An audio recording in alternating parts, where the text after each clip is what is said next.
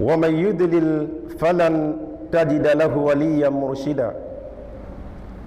أشهد أن لا إله إلا الله وأشهد أن محمدا عبده ورسوله أرسله الله إلينا ليخرجنا من الظلمات إلى النور بإذنه جل جلاله. أما بعد، فيا عباد الله، أوصيكم ونفسي بتقوى الله subhanahu wa ta'ala. Ndugu zangu katika imani, baada ya kumshukuru Mwenyezi Mungu subhanahu wa ta'ala na kumtakia rehma na amani si mwingine bali ni mtume wetu Muhammad sallallahu alayhi wasallam, awali ya yote nakuhusieni pamoja na kuhusia nafsi yangu katika swala zima la kumcha Mwenyezi Mungu subhanahu wa ta'ala. Ndugu zangu Waislamu, mara nyingi tumekuwa tukisema hatukuumbwa sisi wanadamu. Lengo na hikma ya kuumbwa sisi wanadamu ni kushikamana na mafundisho ya Mwenyezi Mungu subhanahu wa ta'ala. Ndugu zangu Waislamu, baada ya utangulizi huo, tumetoka kwenye mazito, tumetoka kwenye mepesi. Sasa tunataraji kuwa huenda Mwenyezi Mungu pia akatufikisha katika miaka hiyo kwenye hayo yote. Kwa yote, anwani ya hutuba yetu ya leo itakuwa kama ifuatavyo: subira ndiyo msingi mkuu wa kila jambo alifanyalo mwanadamu. Subira ndiyo msingi mkuu wa kila jambo alifanyalo mwanadamu. Ndugu zangu Waislamu, kwa uchache wa muda wetu tutaidoa kidogo anwani hii ili mradi tupate angalau, lakini kwa ukweli ni mada nyeti sana. Bila kuchelewesha muda, tukianza na aya inayopatikanika ndani ya surati Muhammad, aya ya 31. Baada a'udhu billahi minash shaitani rajim, Mwenyezi Mungu anasema wala nabluwannakum hatta na'lama almujahidina minkum wasabirin. Mwisho wa kunuku. Maana ya neno kwa neno, Mwenyezi Mungu anasema wala nabluwannakum, wallahi wallahi tutawapa mitihani, tutawajaribu, hata mpaka na alama tuelewe na kufahamu almujahidina minkum wasabirina, wenye kupambana miongoni mwenu na wale wenye kuwa na subira. Mwisho wa kutoa tafsiri ya neno kwa neno. Nikisimama kidogo kwenye aya hii ina mambo takriban matano.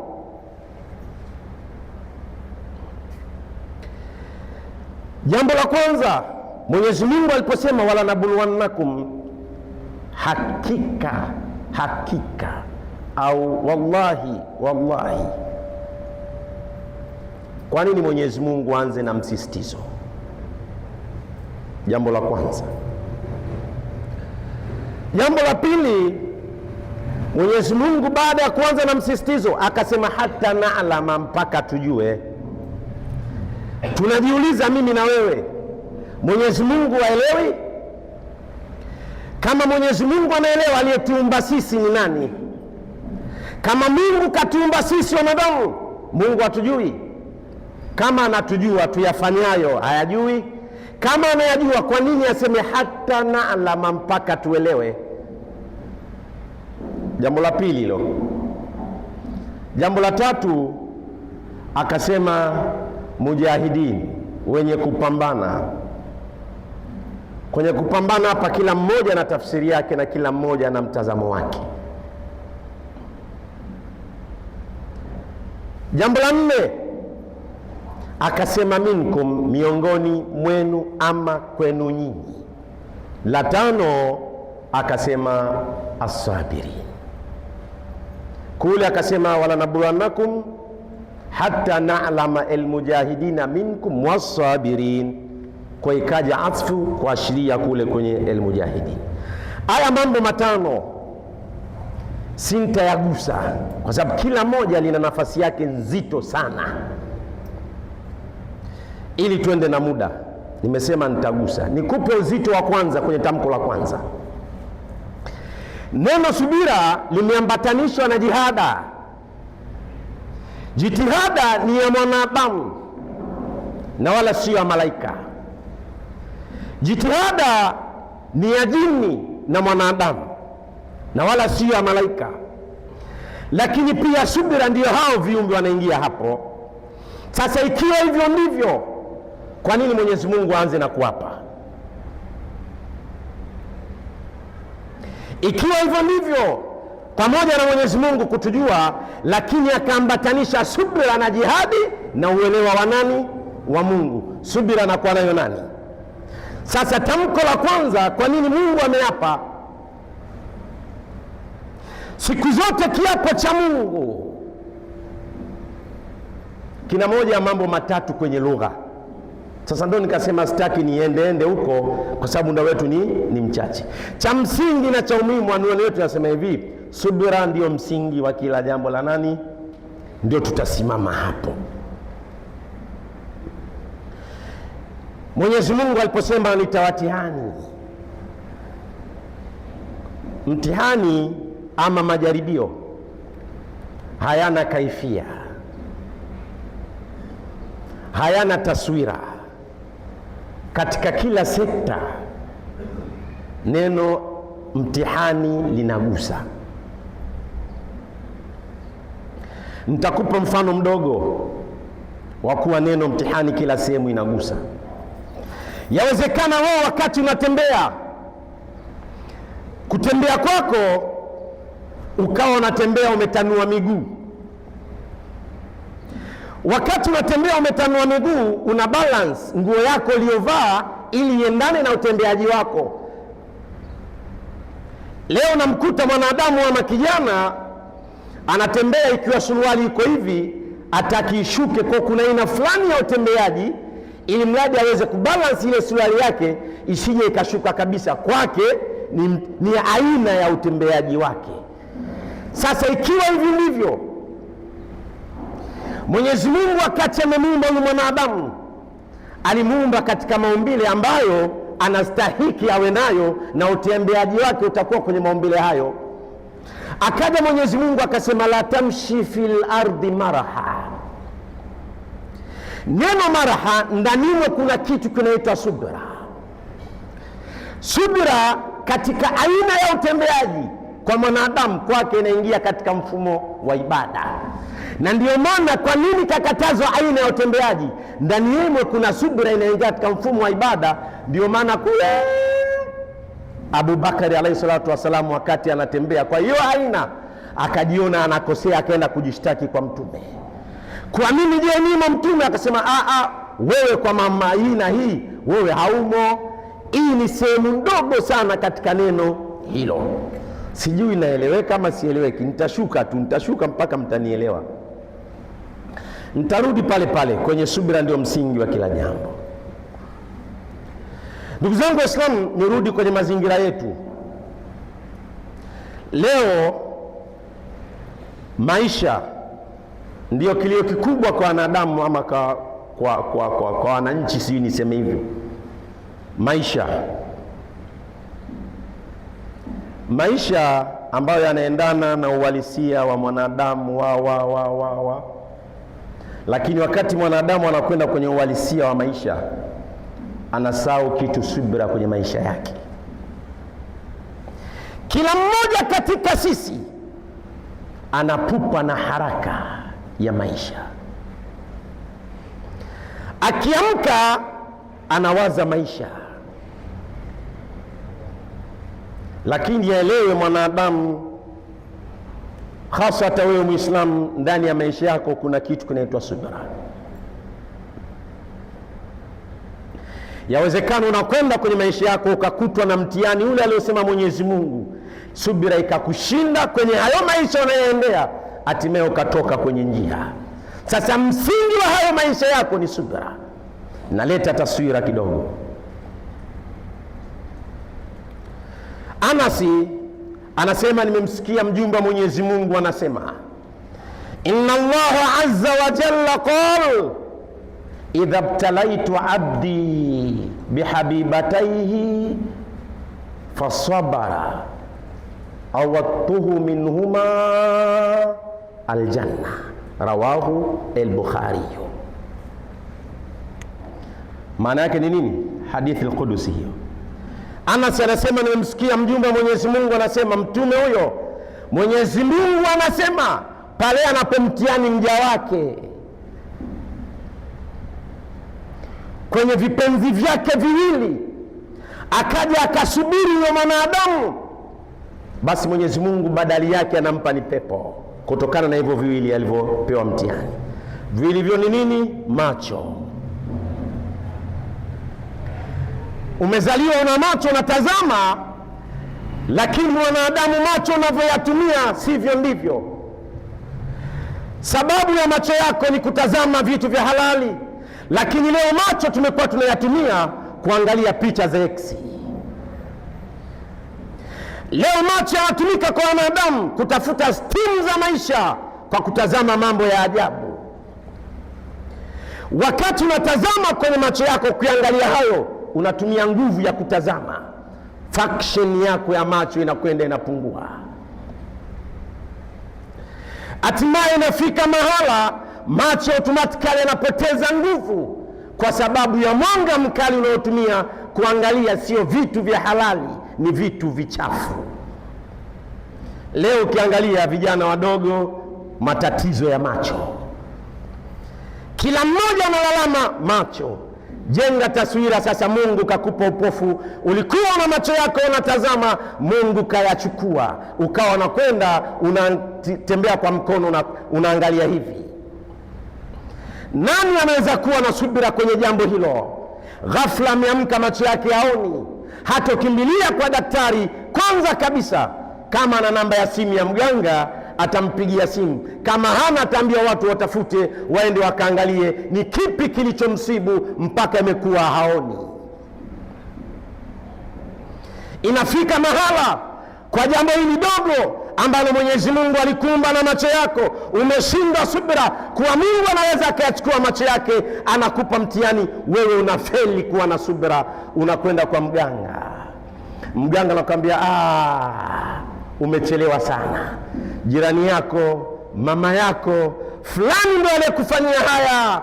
Ukitaka sasa unusurike, kalete mbuzi mwenye rangi kadhaa, kalete kadha, kiumbe chenye rangi kadhaa, ili tukusaidie uweze kuona, bila kwanza kurejea kwa Mwenyezi Mungu na ukawa na subira kwenye jambo hilo. Akili ya mwanadamu inakataa kweli uamke asubuhi wa kipofu. Ni jambo mwanadamu anaona hapana, haliwezekani. Lakini kumbe Mwenyezi Mungu pamoja kuwa alikupa macho yako umeyatumia vibaya, imefika mahala Mungu anasema ngoja niachukue macho ya huyu mja, kwa sababu macho haya kwake hayana faida. Sasa lazima utambue hilo, uwe na subira kwenye hilo, ukasema ni Mwenyezi Mungu haki yake kuyafanya haya kwangu, ukawa na subira, ukafa kwenye hali hiyo, badali yake Mungu anasema ni pepo tu. Nani leo anaweza kati ya wewe na mimi? Ikiwa jambo dogo kwenye maisha, wanadamu wengi tunafeli. Mpaka juzi unasikia kwenye vyombo vya habari kijana mdogo mwenye umri wa miaka kuanzia 30 na anakaa kazi yake ni kuhaha na kuhangaika kutafuta maisha, anaambiwa piga namba hizo, onana na Freemason watakusaidia. Ameyafanya hayo, hatimaye anakwenda kudondokea kwa waganga, wanaambiwa wewe umechelewa. Ili uwe tajiri lazima uwe watoto takriban si chini ya 12. Ukiwa ukifanikiwa wewe ni tajiri bilionea. Yule kijana kachukua kisu chake, kakinoa vizuri, kaenda kwenye shule ya kindaki ya watoto wadogo, watoto wanacheza, kawakusanya wale watoto, kaanza kuchinja wa kwanza, wa pili, wa tatu mpaka wa 4. Akakamatwa yule kijana, yuko kwenye mikono salama ya polisi. Lengo na madhumuni ni kutaka maisha. Subira ya kuwa bila kuwa na maisha mazuri kwake imeshindikana, amekosa subira. Subira ndio msingi wa kila jambo kwa mwanadamu. Ndugu zangu Waislamu, neno subira katika maisha ya mwanadamu ni mlango mpana sana. Kila sekta inagusa subira kwa mwanadamu. Ndugu zangu Waislamu, ukiangalia hadithi nyingine, Anas huyo anasema nimemwona mjumbe wa Mwenyezi Mungu, na riwaya nyingine anasema qala marra an-nabiy sallallahu alayhi wasallam bimra'atin tabki 'inda qabrin faqala ittaqillah wasbiri faqalat ilayka anni fa innaka lam tusib bimusibati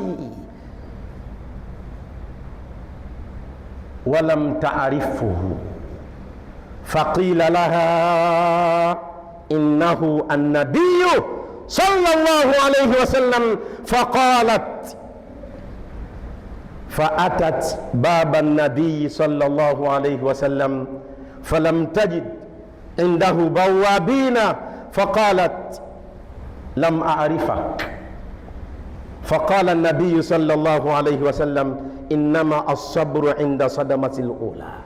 Mwisho wa kunukuu. Katika riwaya nyingine inasema ya Muslim, kanat tabki ala sabiyati laha. Anasema Anasi, Mtume siku moja alipita makaburini. Alipokuwa anapita makaburini akamwona mama mmoja yupo kwenye kabri analia sana, akimlilia mwanawe aliyezikwa ndani ya kabri lile. Mwanangu, umeondoka mwanangu, nilikuwa nakupenda sana, na maelezo yetu tulivyozoea, ameondoka huyu, tutaishi vipi? Wewe ndio tulikuwa tusaidia. Wa kila kilio pale, yule mwanamama analia. Mtume akamfuata yule mwanamama akamwambia ittaqillah wasbiri, na kuomba mwanamama muogope Mwenyezi Mungu na kuwa na subira katika jambo hili. Aliyemfisha ni Mwenyezi Mungu, haki yake Mwenyezi Mungu imekamilika. Wewe ya kupasa uwe na subira. Yule mwanamama kumjua kama ni Mtume akamwambia ilaika anni, neno baya sana, akamwambia achana na mimi, wewe nani? Sawa sawa na leo shekhe anakufikishia ujumbe, khatibu anakuaidhi, imamu anakuambia jambo la kheri kwako, unafika mahala unasema achana na mimi. Utaki mwongozo wa imani yako, hayo yafanyayo unaona ndio sawa, lakini wewe pia unayefikisha kuwa na subira kwenye hilo, na wewe unayefikishiwa kuwa na subira kwenye hilo. Wapo watu unayewafikishia watakutukana. Na katika mada hii, kipengele hiki, ukija hata katika imani zetu leo, sisi Waislamu tumekosa subira. Mtu mmoja akijiona yeye anaweza, anakwenda kwenye sunna mashallah, basi anakosa subira. Mwingine anamhukumu kafiri, mwingine anamhukumu finari jahannam. Wewe nani aliyekwambia kwa sunna zako unaingia peponi? Wewe nani aliyekwambia kwa ibada zako unazozifanya utaingia peponi? Nani? Mwenyezi Mungu anasema fala tuzaku anfusakum huwa a'lam biman ittaqa. Hakuna kujiproudi katika mambo, matendo ambayo siri yake anajua Mungu. Cha msingi kila mmoja yupo kwenye imani na kufikishiana ujumbe. Subira tunakosa, inafika mahala tunahukumiana kwa sababu ya imani zetu. Ndugu zangu Waislamu, ingelikuwa hivyo basi Mtume ingemhukumu moja kwa moja baba yake Abi Talib kuwa wewe ni mtu wa motoni. ambaye alimnusuru kwenye mambo mazito, lakini bado hakuweza kutamka shahada, kusema ashhadu an la ilaha illa Allah wa anna Muhammad rasulullah, mpaka inafika mahala anataka kutokwa na roho. Mtume anakwenda pale anamwambia tamka shahada, anashindwa kutamka shahada kwa sababu ya mapenzi aliyokuwa nayo. Hakutaka kumkatia tamaa, kumwambia wewe ni mtu wa motoni. Hakutoa shahada huyu, lakini bado alikuwa naye anamlingania mpaka hatua ya mwisho. Mwenyezi Mungu akashusha aya akasema, innaka la tahdi man ahbabta walakinna Allah yahdi man yasha. Huwezi kumuongoa yule unayemtaka wewe, bali Mwenyezi Mungu ndiye anayemgoa amtakaye. Na hidayah hizi katika maana 4 za hidayah, kuna hidayatu at-tawfiqiyya, kuna hidayatu al-irshadiyya. Hii hapa ni hidayah irshadia, anataka aongoke aingie kwenye Uislamu, lakini jitihada zake zinagonga mwamba. Mwenyezi Mungu anamwambia achana naye. Tawfiki ya kuslimu inatoka kwa Allah. Ndugu zangu Waislamu, subira ndio msingi wa kila jambo. Kila mahala unapoona unakwenda unafeli, isifike mahala subira ikakushinda ukasema usahihi wa haya basi ni muue mwanangu ndio nitafanikiwa, usahihi wa haya nitembee na mama yangu ndio nitafanikiwa, usahihi wa haya ni kutembea na maerizi kiunoni. Ndugu zangu Waislamu, subira ndio msingi wa kila jambo. Yule mwanamama akashindwa subira. Aliposhindwa subira yule mama akamjibu vibaya Mtume, akamwambia ilaika anni, achana na mimi, fa innaka lam tusib bimusibati, bado hujafikwa na janga lilonifika mimi. Mwanamama anamwambia Mtume, kweli Mtume hajafikwa na janga? Angalia silsila yake. Mtume anakuja malezi yake anakuwa baba hamjui. Mwenyezi Mungu akamwambia lam yajidika yatiman faawa, alam yajidika yatiman faawa, ikaja istifham inkaria. Maana istifham ziko 27, kuna inkaria na taubikhia. Ukiacha ukokote hapa imekuja inkaria. Mwenyezi Mungu anapinga kabisa kuwa wewe ukulelewa na baba yako, ulikuwa yatima. Lakini pia wanazuoni wanasema pamoja na inkaria inakuja pia kwa maana ya taajubia, lakini pia haiendi katika taubikhia, inabaki katika hizo maana moja mbili, aidha ikawa inkaria ama ikawa taajubia kutokana na jambo aliyokuwa nalo. Ni kweli Mtume ameleleka bila kuwa na baba. Yule mwanamama anasema wewe hujapatwa na jambo zito kama langu lilonifika la kufiwa na mtoto. Kweli kufiwa na mtoto sio jambo rahisi. Maisha yetu ya kawaida tunayoishi mitaani, mwanao kagombana na mtoto wa jirani, baba mama watafunga kibwebwe, lazima atatutambua. Wanakwenda kugombana familia ile na ile kwa sababu ya mtoto. Kwa nini? Wana mapenzi na mtoto wao. Inafika mahala wote waongei kwa sababu ya mtoto, na kufikia tusizikane kwa sababu ya mtoto. Leo mtoto wako huyo ameondoka, hauko naye tena. Hebu angalia uzito wa mapenzi yako kwa mtoto wako, uzito wa familia yako kwako. Pengine ndio mtoto huyo mmoja umemlea kwa tabu, umemsomesha kwa tabu, imefika mahala mafedha yako yameondoka. Leo Mwenyezi Mungu anamchukua katika matumaini ya kufikia kusema sasa mwanangu atanisaidia. Mungu anamchukua. Jenga taswira, na mengine tunasababisha wenyewe. Baba anamwandaa mwanawe kuanzia chini. Madrasa anatakiwa mtoto aende, ada ya madrasa shilingi 5,000 kwa mwezi, tuseme 10,000. Mzazi anaambiwa na mwalimu, toa ada ya madrasa shilingi 10,000. Ile sina zinakuwa nyingi, ngonjera nyingi. Na pengine mtoto anaenda madrasa kanzu mbovu, suruali imechanika, juzu ndo ahlan wa sahlan. Mtoto eleweki ni mtoto wa Muislamu ambaye anakwenda kusoma dini yake ya Uislamu, kuithamini ile dini hakuna. Mtoto anakwenda school amevaa vizuri, nguo inaonekana ya thamani, na akiambiwa kuna ada sio 500,000 atakwenda kukopa alipe ili mwanao yasome. Kwa mtiririko huu baba amepambana, imefika mahala mtoto amemaliza darasa la 7, anakwenda kumfanyia gadu ya kumaliza darasa la 7 bila kuangalia ni kipi kinachotakiwa kufanyika. Amekwenda kumfanyia gadu ile gaduu anafanyia watu wanakusanyika pale, kila mmoja anakuja anamwangalia na kutangaza amepata grade A kadha wa kadha.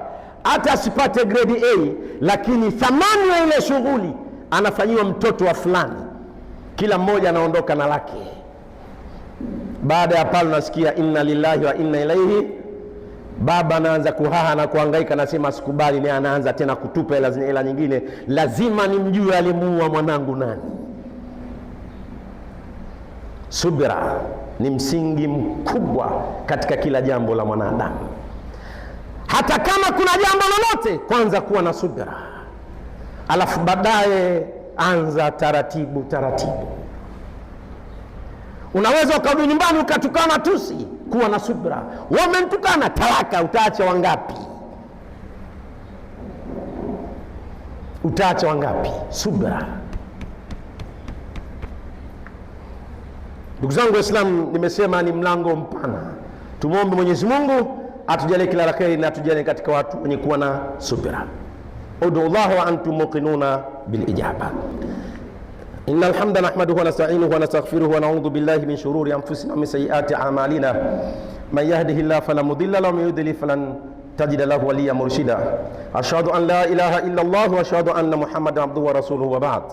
Ndugu zangu Waislamu, nikimalizia hii hadithi ya Anasi ambayo anamuelezea Mtume alipokuwa amepita makaburini, yule mwanamama baada ya kumwambia achana na mimi, yule mwanamama ikawa hajamuelewa huyu anayemwambia hivyo ni nani. Taswira ya leo, rais amekuja kwa mfano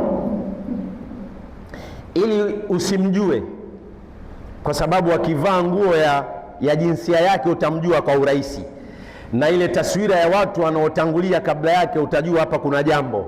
Sasa atoke tu from nowhere bila kuwa na mifumo hiyo ya protocol, akaja tu labda kapiga nikabu, salamu alaykum, sambana mzima salama bana, kwa kukutihani tu, hebu nyumba ya kulala wageni hapa iko wapi? Kwa lugha yako utasema wewe mpumbavu nini? Wewe unaweza nyumba ya kulala wageni? Maana yake taswira inaokuja akilini mwako, anataka kwenda kufanya nini? Zinaa. Lakini guest house maana yake ni nyumba ya wageni, sio kila anaenda pale anaenda kufanya hayo. Labda ni mgeni anakuja hata kwenda kupumzika ili aendelee na safari yake, yote yanawezekana. Usije kwa tafsiri ya haraka ukahukumu, hapana. Sasa wewe utamtamkia vibaya, labda kwa kuwa unafanya ibada na nia afana kuuliza mambo hayo, ukaambia wewe mshenzi nini, alafu baadaye anakuja anaonekana ndio yeye, wewe utafanyaje? Mara anatoa ile nikabu labda kwa mfano ama la kadha, alafu unaona kumbe ni rais, ni president. Inawezekana hata unaweza haja ndogo ikakutoka kwa ule wasiwasi, kwa ile wasiwasi inawezekana. Sasa maana yangu nini? Taswira ya mamlaka na matamshi. Sasa huyu mwanamama aliyekuwa anaongea na rais wa dunia, kwa maana mtume, hakuna mtume mwingine zaidi ya Muhammad. Bora hata rais ni wa nchi, hakuna rais wa dunia, kila rais ni wa nchi kwa nchi yake. Sasa mtume alimwambia vile, wala kuwa na tabu, maskini ya Mungu. Mtume akaondoka zake. Yule mwanamama anafatwa, anaambiwa innahu nabiyu. Uliomwambia maneno hayo ni mtume, sio mtu wa kawaida mbomboyoka kama mimi. Mwanamama baada ya kuambia vile anashtuka na kutaharak, ghafla akakimbia haraka sana kwenda kumfuata mtume. Anakwenda, mtume kashafika nyumbani, anakuta mlangoni kwake pale. Huu ndo mlango wa kuingia ndani kwa nani? Alipofika pale, baada ya kuambiwa yeye ni mtume, alitarajia pale nitakuta walinzi 100, nianze kuomba ruhusa. Anakwenda pale mlangoni, hakuna mlinzi hata mmoja. Falam tajid indahu bawabina, hakuna walinzi waliokuwa pale mlangoni. Kapita moja kwa moja mpaka kwa mtume. Anafika kwa mtume, anasema lam aarifak, sikukujua kama wewe ni mtume, nisamehe sana, ndio maana nikakujibu vile. Mtume akamwambia innama as-sabru inda sadamatil ula, ulishafeli. Unatakiwa uwe na subira pale tu unapofikwa na jambo. Kitendo cha kujibu vile na kitendo cha kufanya uliyoyafanya, tayari mlango wa subira kwako haupo, ulishafeli. Ukiangalia kule Mwenyezi Mungu anasema kwenye Zumar aya ya 10 kama sijakosea, anasema innama yuwaffa as-sabiruna ajrahum bighairi hisabi, wale wenye kusubiri malipo yao ulipwa bila mazingatio. Aya hii ni nyeti sana, lakini tunaisoma sana. Kwa nini mwenye kusubiri alipwe malipo asiokuwa na limiti? Mlango wa subira sio mlango mdogo, ndugu zangu Waislamu, vibaya mno. Yaani ukijiona unaweza, basi mshukuru sana Mwenyezi Mungu, lakini pia inahitaji jitihada na kupambana. Kama vile hao wengine waliweza, basi ni jambo tu la kuamua. Ifike mahali unafikwa na mazito, kwanza kuwa na subira. Subira itakufanya ufike mahala pazuri, lakini sio umefeli alafu baadaye unaingia kwenye subira. Pale unapofikwa ndio inatakiwa na subira. Ndugu zangu Waislamu, kwa muda, kwa kuwa umetutupa mkono, nilitaka nidadavue kidogo hii aya, lakini muda umetutupa mkono. Innama yuwaffa as-sabiruna ajrahum bighairi hisab. Hawa wenye kusubiri imepewa uzito wa hali ya juu.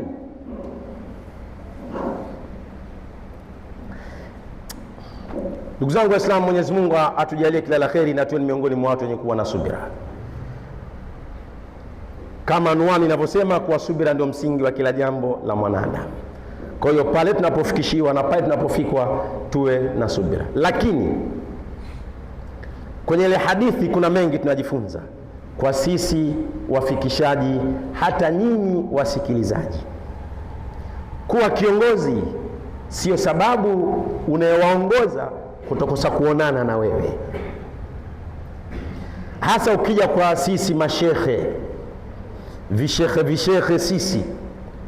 Mtu akishajiona kwenye media anaonekana, watu wanamfollow, mambo mengi, imamu wa msikiti, kiongozi wa kadha wa kadha, basi kwenda kwake utoe taarifa kabla ya mwezi au wiki. Na ukienda, kwa nini umekuja bila taarifa? Unakwenda kwa kiongozi wako wa imani, unaambiwa toa taarifa. Na inafika mahala hao watu wanaeka hapo kwa kusubiri ili wapewe taarifa zifike kwako, wanaambiwa ni nani fulani amwambie sipo. Mwanamama moja kwa moja kaenda mpaka kwa Mtume, kakutana naye, hakukuta mlinzi. Sasa ukiachana hata hawa viongozi, hata wewe nyumbani kwako, anakuja kiongozi wako anayekuongoza wewe, unajua Imamu Huseni huyo, Imamu kadha huyo, tena umemwangalia kwenye skrini kule uko ndani, unaangalia baada ya kugonga kengele, kaja tena huyo, basi atagonga wewe mpaka anaondoka. Au atafungua mtu mlango, bana hayupo bana, uliwasiliana naye? Hapana, basi hayupo. Basi ukiwasiliana naye utakuja labda kuanzia mida kadhaa, kakuona kule ndani, kaambiwa kamwambie sipo. Haya ndiyo maisha yetu, haya ndiyo maisha yetu. Kwa nini tunafikiria hapa wanadamu? Kwa sababu subira hatuna. Unaona kila anayekuja moja, labda anakuja kukudhuru kwa sababu ulichokuwa nacho, ama kukuomba kwa sababu ulichokuwa nacho, ama kadha wa kadha. Subira hatuna. Ndugu zangu Waislamu, ya kuongea ni mengi, lakini tuchukue hayo, tuwe na subira katika majambo yetu. Subira itatufikisha mahala, wallahi wa billahi wa tallahi, faida yake utaiona kama hao walivyoona. Mifano ipo mingi sana, lakini muda ushatupa mkono. Mwenyezi Mungu jalie kila la kheri na tulipe juu ya haya. Inna Allaha malaikatahu yusalluna ala nabi ya ayyuhalladhina amanu sallu alayhi wa sallimu taslima.